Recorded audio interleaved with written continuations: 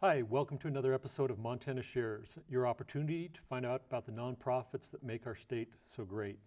I'm your host, Bill Crane. Today I have Tim with the Friends of the Missouri River Breaks. Welcome, Tim. How are you doing? I'm doing well. Good. Thanks for having me. You bet. So give us the high-level view of Friends of Missouri River Breaks. Friends of the Missouri River Breaks was founded right along with the monument back in 2001. There was a set of volunteers that was really helping to push the monument into being proclaimed by the federal government. So that group became, evolved into having some staff and, over the years, and eventually they got enough money to have a executive director, and now we are where we are at now with myself and two other staff, and and we're looking to grow a little bit more as far as staff-wise. But the 30,000-foot level of what we do is supporting the federal agency and the communities in managing the monument. That's we want to manage and protect the land. That's the big piece that we're centered around. So. Okay, so a little more detail. Let's drop down a little bit. Yeah. Tell us about some projects that you guys work on. So one of our major projects is our cottonwood restoration program that we've been doing now for 2 years, 3 years actually, and essentially that's looking at the cottonwood galleries along the 149-mile stretch of the Missouri River that run through the monument, and those galleries have been just dying off over the years, and so we're going back and trying to restore those galleries because they are a huge component of the ecosystem, and and the different ecology that occurs on the river in the riparian areas, and and so without that major cottonwood piece there, then you're not going to be able to have the lower shrubs and things like that, and so there's a lot of wildlife impacts, habitat impacts, erosion, and so us going in and planting and restoring those galleries has really been beneficial, and it's been a very successful program thus far. Good. Now you mentioned something that triggered a question. Where is the beginning of the monument? Where's the end of the monument? Sure. So the monument runs from Fort Benton all the way to James Kipp Landing, just on the edge of the CMR, the C.M. Russell National Wildlife Refuge. It's 149 miles worth of river and about 450,000 acres of upland land that encompasses the monument. Okay. And so, it's a big geographic area, and, there's not a lot of people out there for sure. Right. I think, we have Lewistown, Havre, Fort Benton, and Great Falls is the nearest major city, but, it's definitely wild and scenic. You get out there and you can definitely get away from it all. Right. And I was talking to someone who was one of your I don't know if it's one of your campground hosts or one of the federal ones, but said it's getting more and more popular, and now there's actually a permit system. Even though it is free, it still requires a permit. Yeah, this last year was the first year that they started assigning fees to paddlers, going up and down the river, and it's a very popular paddling spot. You can do a 3-day trip, or you can do a 10-day trip, all the way through the whole stretch, and it's been.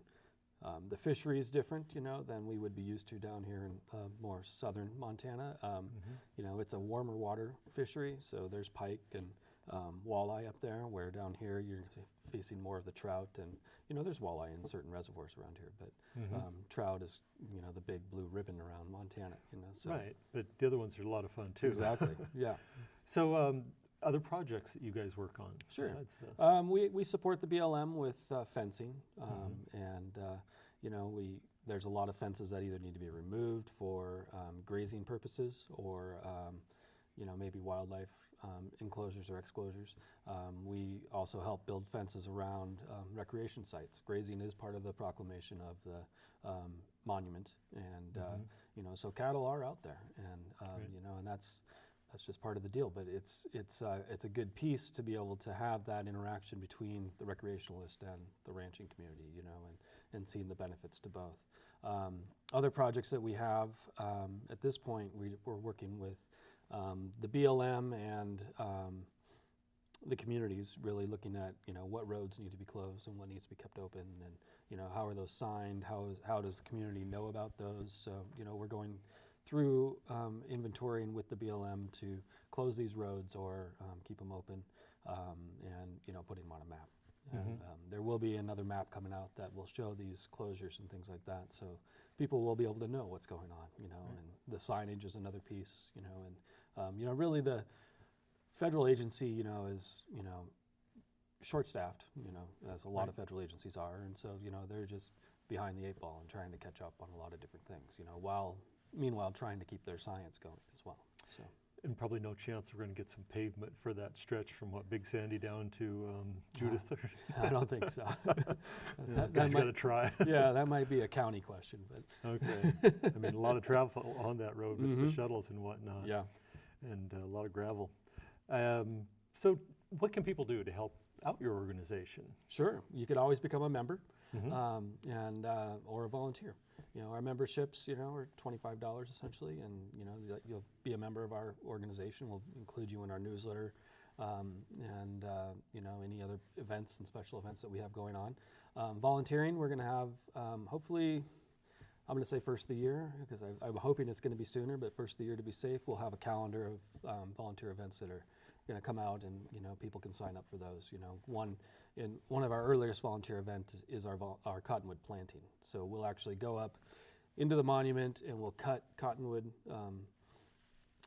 you know, about 10-foot poles, you know, off of major mature cottonwoods, and then we'll go plant them. And that's a pretty rigorous process, you know, to plant a cottonwood. You know, we auger in an 8-foot deep hole, and then we'll drop the cottonwood pole in there, and then we have a piece of PVC pipe on either side that we were able to water throughout the summers.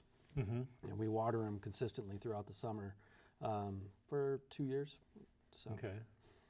And all this stuff is being moved around on canoe, or are you accessing depending on the planting site? You know, in March, you know, we'll probably be able to access them by vehicle, but you know, the waterers we have seasonal workers that will go up and down the river once a week and water the trees via canoe. And they have a pump that sits on the canoe, and you know, they run the hoses to the different cottonwoods, and you know, it's a pretty neat process. This past year we had a Montana Conservation Corps crew out helping us do that. It tempted me. I was like, the heck with this serious work. I want to just go out, canoe, and water plants. It'd be great. Yeah. I mean, I have to sit behind a desk. So. Yeah. So, like, what's your favorite stretch of the monument? You know, the White Cliffs. I know it's iconic, and you know, that's you know, it's beautiful. You know, there's nothing like it. You know, that I've experienced, and you know, in the southern parts of the river, or southeastern parts of the river, you know, are parts that I really want to explore more. You know, I've explored a lot more of the upland areas than I have the river actually there, but you know, there's lots of hidden jewels over there that I'm ready to go explore. So I've done a couple of trips. I've done the 3-day from Coal Banks down to Judith, and I've done Fort Benton to Coal Banks in 2 different trips, and both trips were equally rewarding. Yeah. I think a lot of people discount the Fort Benton to Coal Banks just because it doesn't have the White Cliffs. But man, wildlife and fish and a lot of fun stuff in that stretch too. Yeah, so you get down on the far side, you know, but closer to the CMR, you know, it's definitely, it's just as rugged and, you know, and more, in some cases more, you know, more private. You know, you can't see many people out there. So. Is that maybe a little less paddled or not? I don't know. Yeah, there's actually a lot more, there's motor traffic out there, road traffic. Okay. You know, because they're coming off of Fort Peck and working those stretches. Okay. Those fishermen are. Okay. Yeah. So what haven't we covered? What should we chat about? Boy, you know, I think for our organization, I'm brand new to the organization. I came on in August, and I'm looking at, you know, evolving the organization and doing a little bit of a cultural shift. And the pieces that we're looking at, you know, expanding into our education, you know, our restoration and stewardship, which right now the Cottonwood program is kind of our stand-up project there. And we have several little ones that, you know, are sprinkled in among that, you know, fencing or noxious weeds and things like that. But, you know, really we're going to bolster those 2 branches of our organization. You know, advocacy is, you know, that's what we've kind of hung our shingle on, and that's what this organization has really hung its shingle on, as far as, you know, helping to get the monument proclaimed, and then, you know, working with the BLM, and, you know, at times even, you know, being the watchdog of the management plan and things like that. And so at this point now in my eyes, I really want to bring the public into the fold and be able to say, hey, this is your, one of your state treasures. You need to be here and be able to, explore it and access it and learn about it.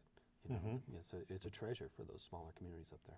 So is this all strategically planned yet, or do you have a couple of things to We're share? in process. Give us a tidbit or two. The first thing we're going to try and do is we're going to, try and do a needs assessment of the surrounding communities of the monument.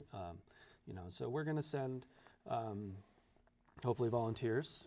This is still very loose, but Right. We're going to put some volunteers out there and completing this needs assessment with the communities, and specific stakeholders and things like that, and find out just what is happening up there, in those different communities. It could be that one community needs heavy education support, and another community, doesn't, and and those where we can fit in as a friends group, is being the bridge between the community and, the agency and the monument itself. And so, it's just the struggle is to figure out what exactly that platform is for us to stand on. And so that's the reasoning behind the needs assessment. And we're gonna do our best to increase our presence, our actual physical presence on the monument during the season, the high season, summer essentially. Right now, in the past years, it's been, a couple representatives from the Friends group maybe doing a conservation project of some sort up there, and and maybe a Montana Conservation Corps crew. And so, and that's all great, but I would like to increase our Friends personnel up there so that, the public begins to see us more as a resource. That's my goal, is to be able to make this group feel or become a better resource for the community and the agency alike. So. Okay. Volunteerism.